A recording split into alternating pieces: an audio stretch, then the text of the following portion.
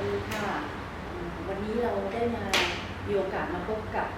โรงงานผลิตผลไม้แปรรูปจ๊าบนะคะแล้วก่อนอื่นก็ขอแนะนำให้รู้จักกับเจ้าของกิจการนะคะคุณสมบัติบำรุงพันธ์ถาวรสวัสดีค่ะก่อนอื่นขออนุญาตเรียกสั้นๆนะคะว่าคุณปุ่นนะคะก่อนอื่นก็จะขอทราบประวัติความเป็นมาของมังคุดกวนเลยนะคะครับยินดีครับต้องบอกนิดนึงฮะผลิตภัณฑ์มังคุดกวนของเราเนี่ยเป็นผลิตภัณฑ์แรกที่เราทำอยู่นะครับโดยที่ว่าเราต้องการเพิ่มมูลค่าของมังคุดกวนในสมัยนั้นราคามันถูกนะครับเดี๋ยวขอพูดเลยก็ได้ว่าในการทำมังคุดกวนเนี่ยเราคัดสรรผลมังคุดนะฮะ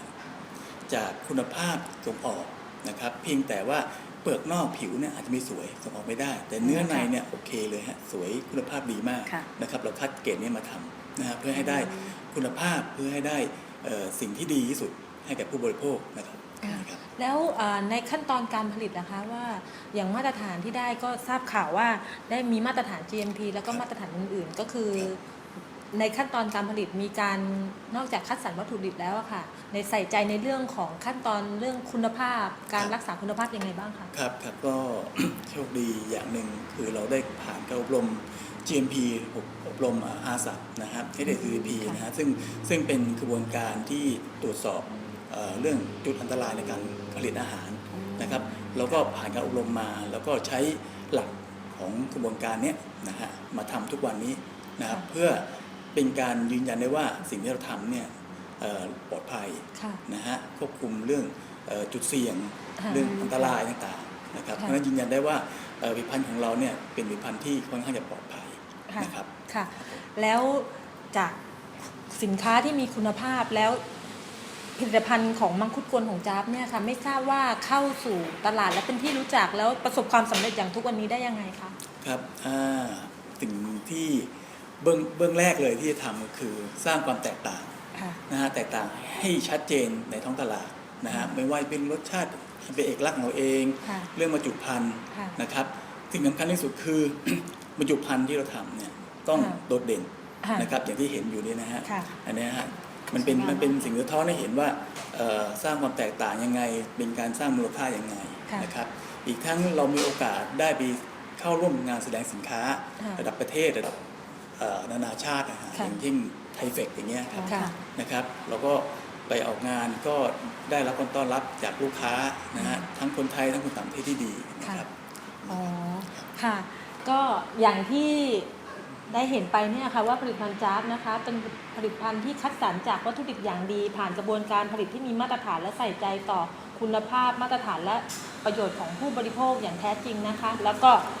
ผลิตภัณฑ์จ๊าบนี่แหละค่ะเราได้ใช้มังคุดกวนจากของจ๊าบนะคะเป็นส่วนหนึ่งในวัตถุดิบของคันชี่ฟิตของเราซึ่งลูกค้าทุกคนที่ได้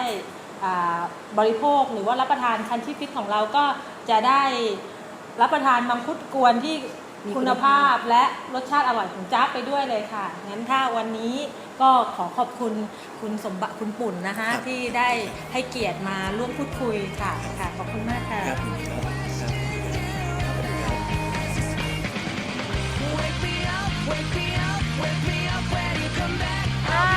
วันนี้นะคะคันชี่ฟิตสุขภาพดีที่คุณเที่ยวได้พามาที่จันทบุรีพุทธโคราชค่ะซึ่งเป็นผู้ผลิตผลไม้แปรรูปสุญญากาศที่มีคุณภาพแล้วก็อร่อยมากๆเลยนะคะมากมายเลยแต่วันนี้เราก็จะมาดูว่าผลิตภัณฑ์ตัวไหนของที่นี่นะที่มาเป็นส่วนประกอบในคันชี่ฟิตของเราเดี๋ยวเชิญเข้ากันเลยนะคะไปเลยสวัสดีค่ะวันนี้เราก็มาพบกันในอีกหนึ่งวัตถุดิบที่เราจะใช้นำไปประกอบคันชี่ฟิตของเรานะคะก่อนอื่นก็ต้องขอแนะนำก่อนเลยวันนี้เรามาพบกันที่บริษัทจันทบุรีฟู้ดโปรดักต์นะคะขอเชิญพบกับเจ้าของและผู้บริหารกิจการนะคะคุณบุญเที่ยงพฤกษากิจสวัสดีค่ะคุณบุญเที่ยงเราก็อยากจะขอสอบถามคุณบุญเที่ยงนะคะว่ามีแนวประวัติความเป็นมาของที่นี่เป็นยังไงบ้างคะประวัติเกี่ยวกับในเรื่องของที่มาผลิตตัวผลไม้แปรรูปหรือว่ากล้วยแปรรูปที่เรามาเป็นส่วนประกอบในคันชี่ฟิตนะคะอ๋อครับเพราะเมื่อก่อนผมเริ่มมาจาก จากทำทุเรียนมาก่อนครับ ค่ะ ทุเรียนกรอบธรรมดาพวกนี้นะครั ค่ะ บแล้วก็พัฒนาการมาเรื่อยๆนะครับก็มาถึงมาทำกล้วยกรอบตัวนี้นะครับซึ่งเราใช้กล้วยหอมทองในการทำ ค่ะ นะครับแต่ว่าเป็นผลิตภัณฑ์ที่จะทำยากนิดนึง ค่ะ มันต้องมีเทคโนโลยี ค่ะ นะครับต้องใช้เทคโนโลยีในการทำซึ่งเขาเรียกว่าการทอดในระบบสุญญากาศ อืม ระบบนี้คือเราใช้ผลไม้สุกในการทำ ค่ะ เช่นกล้วยสุกสับปะรดมะม่วงสุกๆครับตรงนี้จะ ต้อง ท สุกหมด ำครับ เลย แล้วก็ ใช่ไหมคะ ครับแล้วก็จะเป็นธรรมชาติ โดยไม่ได้ปรุงแต่งสารใดๆทั้งนั้นเพราะฉะนั้นจะหวานจะเปรี้ยวจะเค็มอะไรก็ขึ้นอยู่กับธรรมชาติของวัตถุดิบที่ได้มาครับนั่นคือเป็นจุดเด่นและเป็นข้อดีของวัตถุดิบก็ของวิธีการแปรรูปชนิดนี้ เพราะว่าเราจะไม่ได้ปรุงแต่งอะไรเลย เป็นธรรมชาติล้วนๆครับ ค่ะแล้วทราบว่าของที่นี่เนี่ยก็คัดสรรวัตถุดิบที่มีคุณภาพแล้วก็มีขบวนการผลิตที่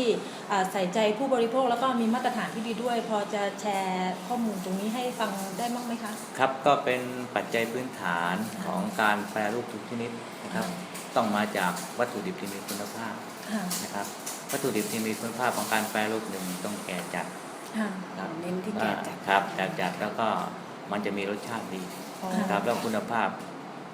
มันก็จะดีตามมา ค่ะ แล้วก็จากผลิตภัณฑ์ที่ทราบมาแล้วค่ะว่าผลิตภัณฑ์ของที่นี่นะคะทั้งมีคุณภาพที่มาตรฐานแล้วก็ใส่ใจในเรื่องรายละเอียดในการคัดสรรทุกขั้นตอนนะคะแล้วก็มีรสชาติที่อร่อยมากๆเลย ซึ่งพวกเราก็ชิมกันมาแล้วว่าอร่อยมาก แล้วก็ต่อไปขั้นต่อไปอยากจะเรียนถามอาจารย์นะคะว่า แล้วจากจุดเริ่มต้นจนถึงทุกวันนี้ที่ประสบความสำเร็จมากเลย แล้วก็ไม่ทราบว่ามีเทคนิคหรือว่ามีวิธีการที่เข้าสู่ตลาด หรือว่าทำให้เป็นที่รู้จักของตลาด หรือผู้บริโภคได้ยังไงคะ ครับก็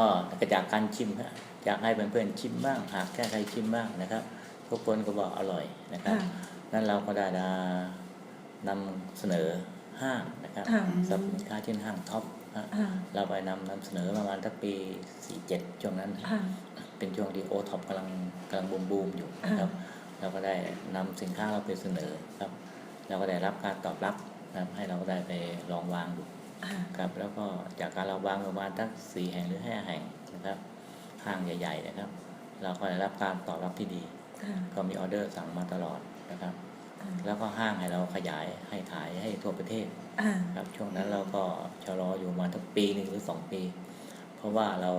ยังผลิตให้เขาไม่ทันนะครับเกี่ยวกับเรายังไม่มีความพร้อมในเรื่องของต้นทุนและความพร้อมเรื่องผู้ดิบไม่มีความพร้อมเรื่องเครื่องจักรนะครับเราก็ชะลอไปมา 2-3 ปีนะครับแล้วเราก็เริ่มบอกว่าเราเริ่มพร้อมแล้วแล้วเขาก็รับเราไปขายในห้างท็อปซูเปอร์มาร์เก็ตทุกสาขาทั่วประเทศนะครับแล้วถัดมาอีกประมาณ 2-3 ปีนะครับจากเราแน่นตรงนั้นแล้วก็สินค้าเราก็เป็นสินค้าที่ขายดีนะครับตั้งแต่จากยอดซื้อนะครับแล้วก็ชาวต่างชาติที่จะถือถุงเรามาจากหาแบรนด์นี้อยากหายี่ห้อนี้นะครับจากเราที่ไปครั้งแรกเราไปเรียนเชนเองนะครับในห้างไปทำเองเนี่ยฝ่ายขายเขาก็จะนำชาวต่างชาติมานะต้องการแบรนด์นี้นะครับบางคน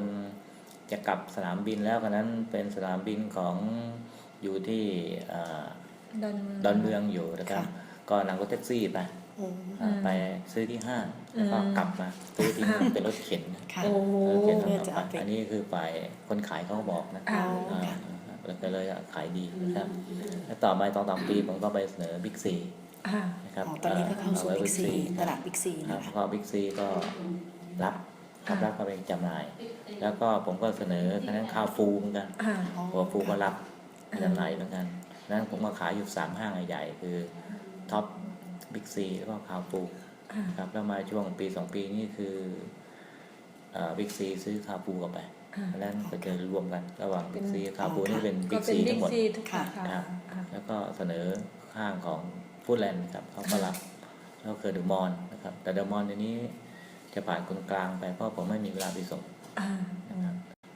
ค่ะจากที่เราได้สัมภาษณ์อาจารย์บุญเที่ยงไปเรียบร้อยแล้วว่าวัตถุดิบมีคุณภาพทั้งใส่ใจในเรื่องของกระบวนการผลิตและคัดสรรคุณภาพวัตถุดิบอย่างดีทั้งหมดทั้งมวลนี้ก็จะอยู่ในคันที่ฟิตของเราด้วยค่ะ วันนี้ก็ต้องกราบขอบพระคุณอาจารย์คุณเที่ยงเป็นอย่างมากนะคะ ค่ะ ที่ให้โอกาสเราได้มาสัมภาษณ์ถึงแหล่งที่มาในการเลือกสรรวัตถุดิบที่จะไปผลิตพันธุ์ชีวิตกันวันนี้นะคะ ขอบคุณมากค่ะ